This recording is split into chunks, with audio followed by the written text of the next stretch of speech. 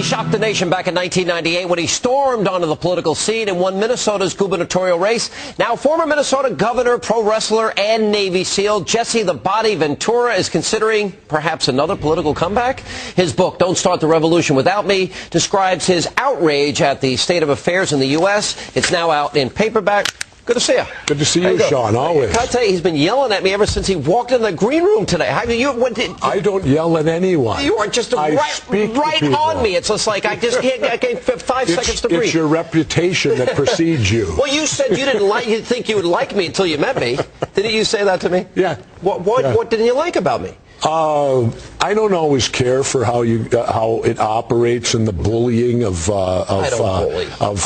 guests and things like that. I couldn't bully you if for a million. Not me, but other people you can. You'd slap me down so hard I wouldn't. Other people you do, and I get irritated when I see that at home. Well, you said you've been out surfing the last 6 months. Have you really been in Mexico surfing for 6 months? No, unfortunately, only for 3 because from November. Well, my brother-in-law was diagnosed with Lou Gehrig's disease. Sorry to hear that. And he was diagnosed October 2nd, and he passed on January 14th. So I didn't get to Mexico till the end of January because my wife, it was her younger brother, and she stayed home and took care of him until his passing. Well, it's a horrible disease. I'm sorry. No, I know somebody disease. right now who has it. It's terrible. I know another one, too. It's horrible. Scott Ledoux, the boxer, has it now. Is it true? Yeah. All right. Look, we can go down the old road of our battle. You do not like the Bush administration. No. All right. You don't like Dick Cheney. I got that. I understand that. But I want to ask you some new questions. All right. All right, if you're game. Sure. All right? Because what is it,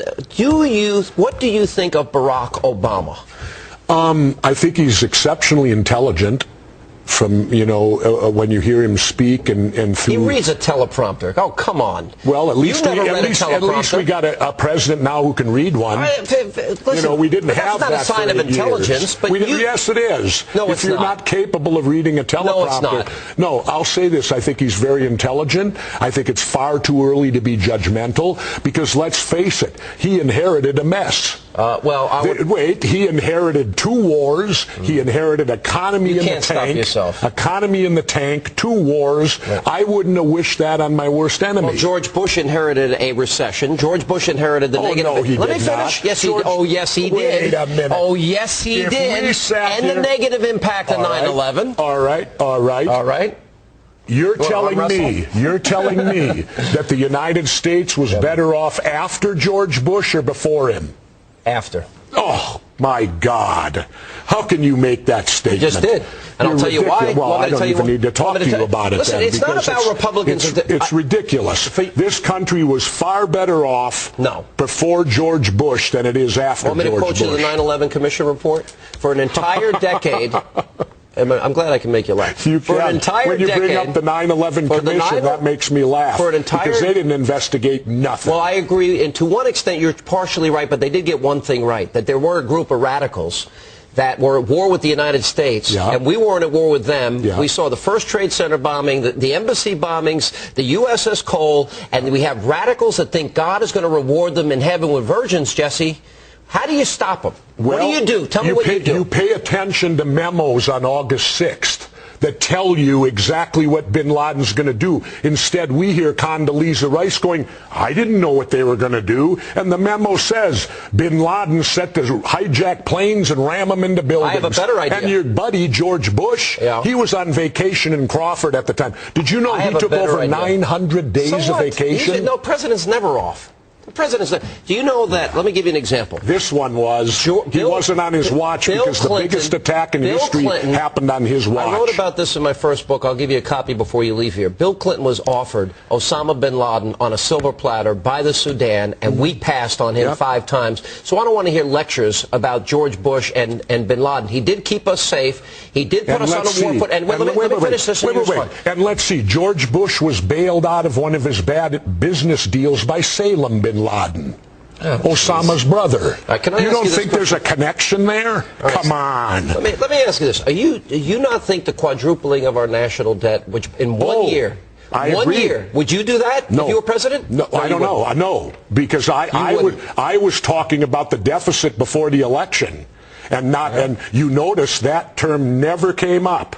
I agree. Do the entire John McCain, I agree. Osama bin Laden election, nobody would touch the deficit with a 10-foot pole. Do you know who first brought up the deficit? Yeah. Ross Perot. It's true. That's right. True. That's true. And so don't come at me that all the Republicans do. They spend like Democrats, only they charge it. Listen, at least the Democrats go cash and carry. The Republicans do the same thing and charge it. I will tell you this, though, but in 1 year to quadruple the deficit, to have the CBO tell us that in 10 years, let me finish. Well, kids and grandkids, but in 10 years we're going to quadruple. And no, that's not true. No, this deficit is Obama's deficit. This is Obama's spending. Obama did it in 1 year. To fix George Bush's mess. You just hate Bush so much you can't see straight. No, you can't see straight. You can't see straight. He's not the president. Because you're so conservative. I'm a conservative. All you do is back the conservatives no matter what they do. Wrong. You haven't listened to me for 5 years criticizing Republicans, 6 years